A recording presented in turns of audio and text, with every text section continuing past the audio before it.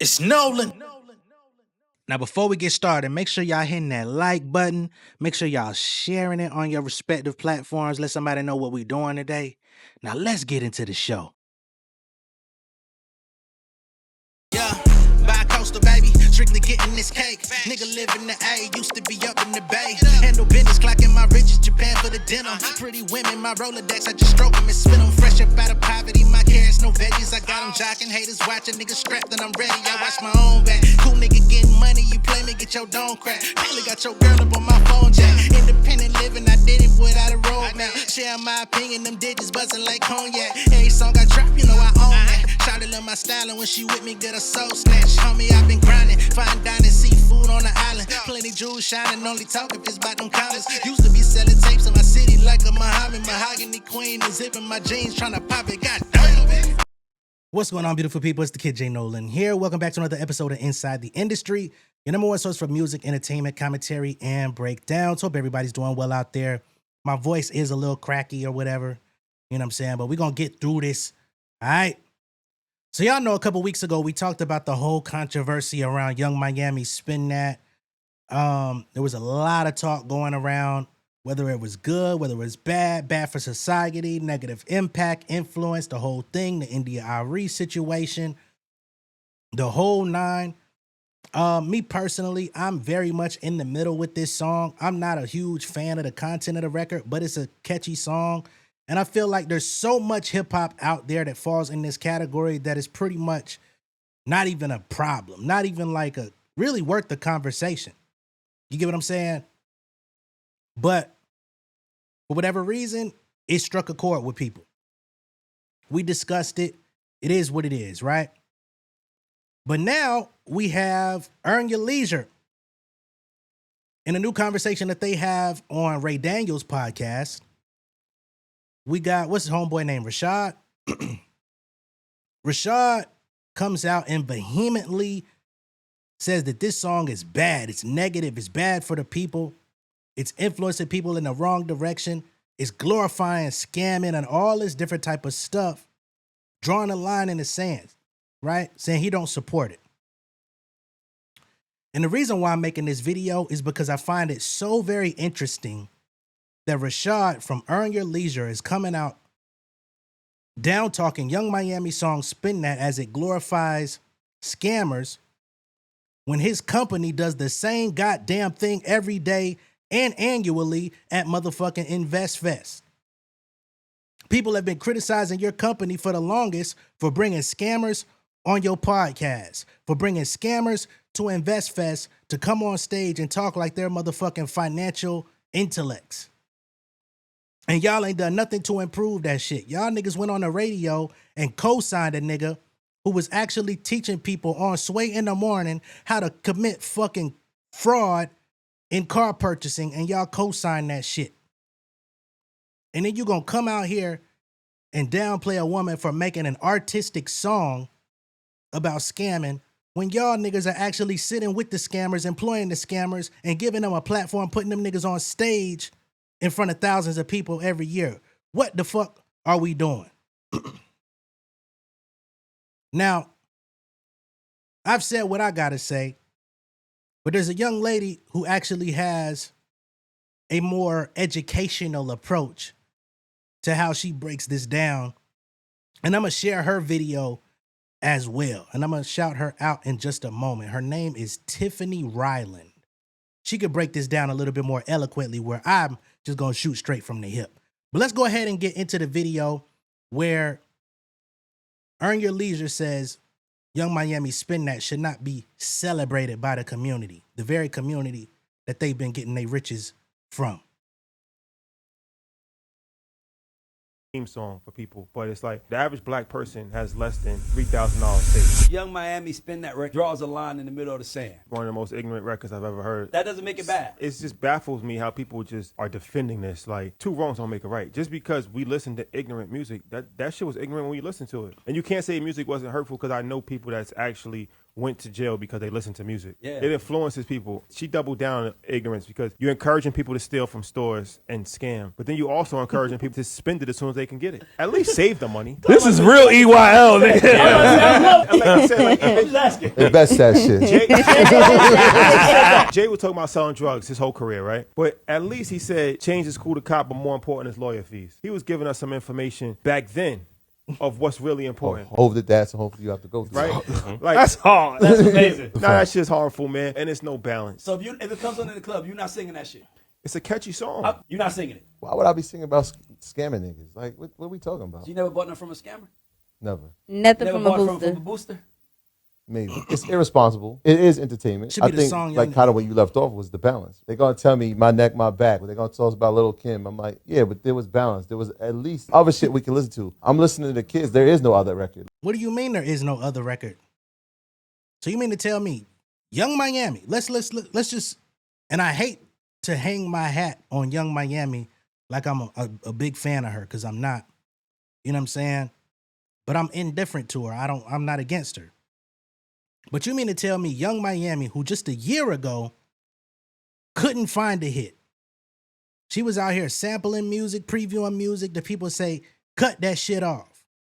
She was previously signed to QC as a solo artist because the City Girls, they didn't do well their last album. They went their separate ways. They was beefed out. JT comes out with OK, gets her run going. Young Miami, on the other hand, gets dropped. QC don't even want her no more. They say, you keep bringing us music, this shit whack. We don't want nothing to do with it. Go get it how you live. And now, we're supposed to believe that there's nothing else out there? The same people who be out here listening, what's the nigga name? Felix Flexing or Phoenix Flexing? The AI motherfucker? I could have swore everybody was helping that shit blow up. And now people coming out here saying, I don't care if it's AI or not. It's a catchy tune. So clearly there's other shit, and I'm not advocating for that neither, but it's just a point to say clearly there's other shit to listen to. Nobody is forcing anybody to listen to Spin That by Young Miami. I never had even heard the song in full until right before I covered it. I'd seen snippets of it, heard snippets of it on social media content because it was viral. But to act like you can't go nowhere and not hear this song, or it's the only song that's in rotation, or it's not even the biggest. But people like it. You know what I'm saying? Like, I don't understand what the fuck niggas is on. Did nobody, y'all niggas, were y'all mad when Migos was running radio and they was talking about selling crack, pimping hoes? You know what I'm saying?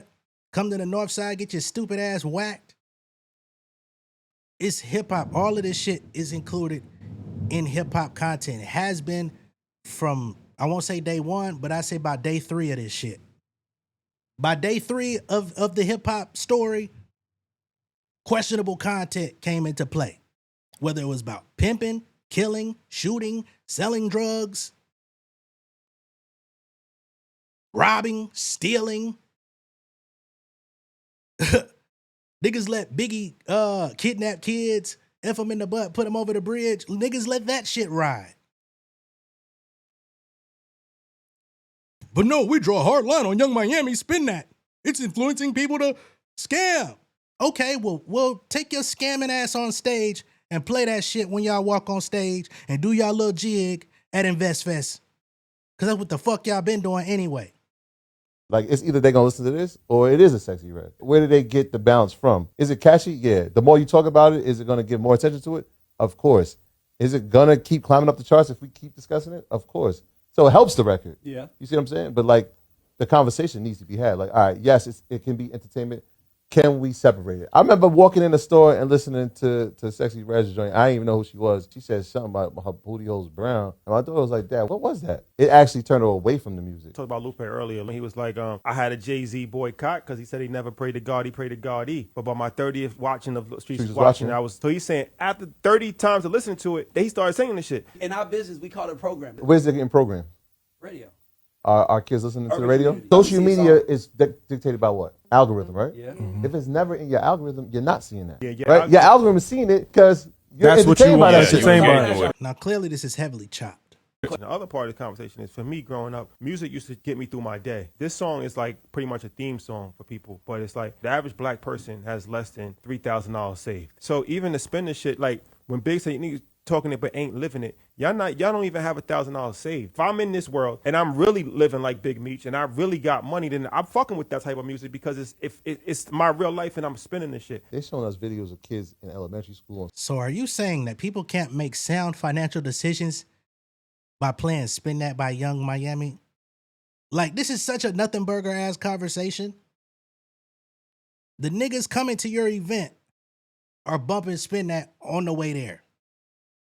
And they done spent that because they spending hundreds to get in the door to hear y'all niggas talk about the same shit every year and have a big ass party where they walk away with nothing. Where all my scamming ass niggas at? But it's voluntary, so y'all can say, we ain't making nobody spend no money with us. Hell, I heard y'all niggas talking about complaining about the city y'all in, doing it in Atlanta. Take your shit elsewhere. Y'all ain't from here. Take your ass back to Jersey.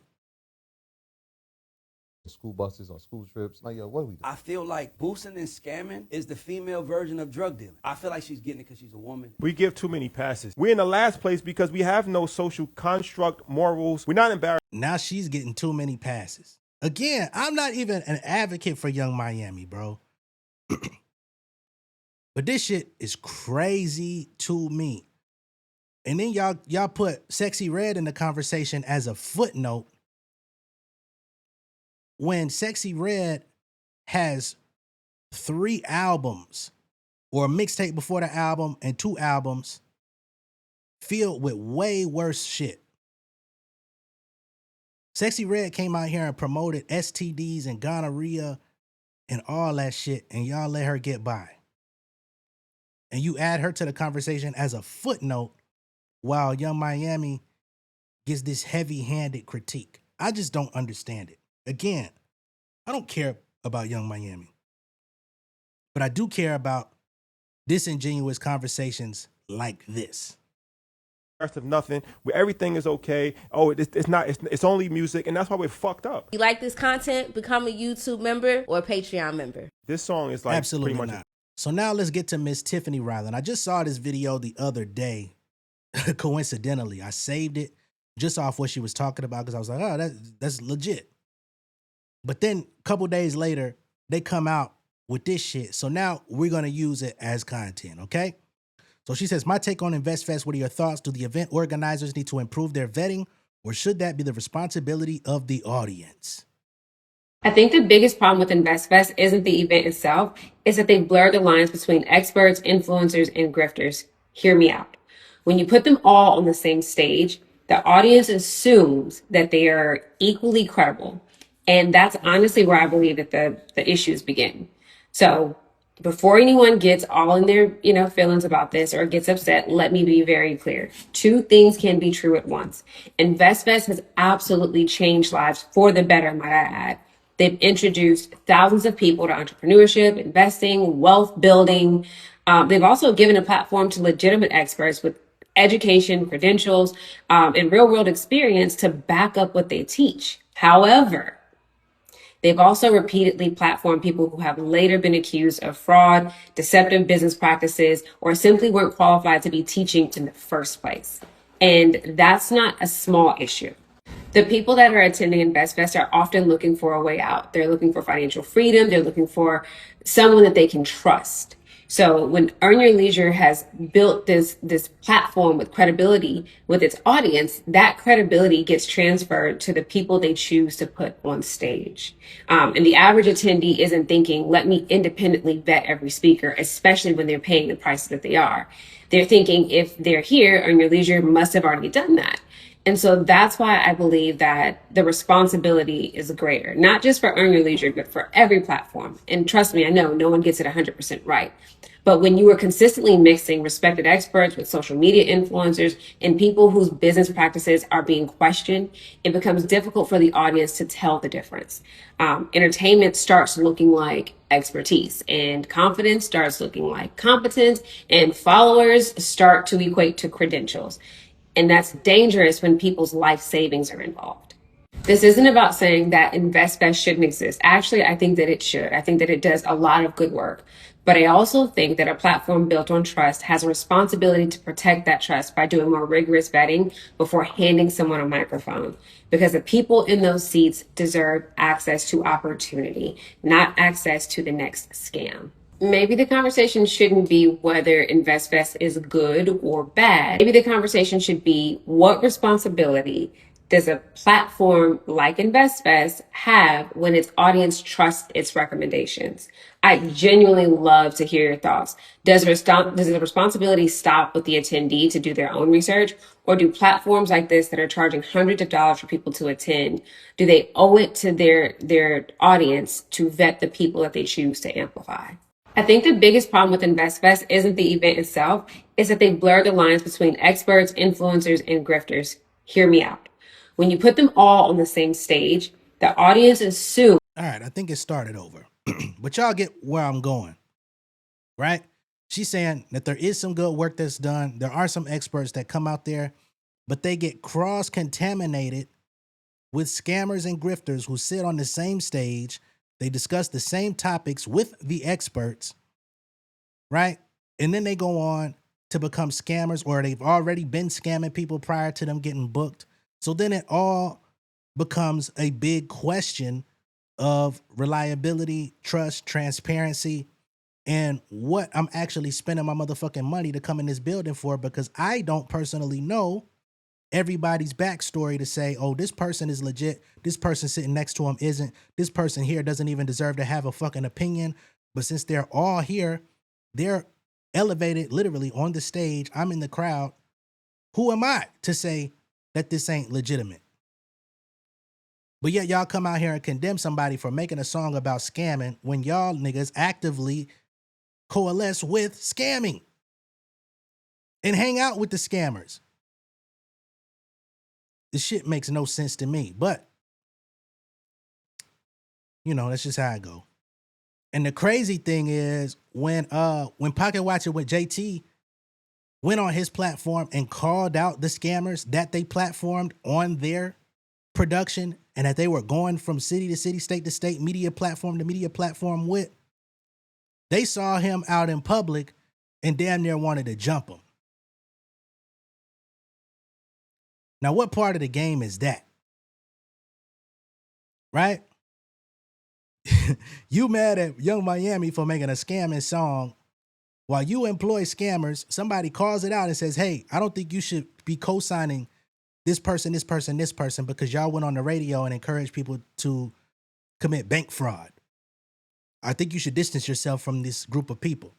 And instead of saying, okay, let me take inventory on that, y'all saw the man out in public and tried to fight. Spin that shit. Spin that shit. Spin that shit. Spin that shit. The hell this nigga talking about? Let me know what y'all think of all this down below in the comments. Be sure to like and share this video. If this is your first time seeing me on YouTube, go ahead and subscribe to the channel. We're coming inside. I'm going to catch y'all on the next one, man. Peace.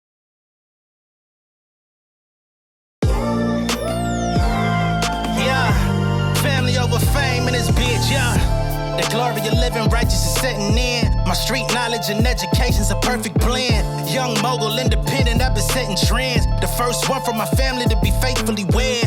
Fuck niggas and the horses that they riding on. I see this shit from all angles like a polygon. I'm never politicking, the drama be piling on. Father and greats unacknowledged like I'm Bobby Bonds. Conversation with my lady about the paper route. 5 sit bank accounts, every day I make it count. They down talking my commentary for hating now. Well, I can take it cause I'm bodying your favorite now, please. I can do this shit in my sleep. I been writing for these niggas, y'all read it and weep. I been fighting these niggas if you speak on the street. I'll turn your birthday party into New Year's Eve. Don't let me take it there. We ain't playing fair. This the ATL south side, nigga moving furniture like Wayfair. Life on hold, no insurance for your healthcare. Lifeline gone, so you wanna be a millionaire? Well, let me tell you about this world I built. The women I dodged, the niggas that I read for filth. The sympathy calls, consulting for the stacks I built. I had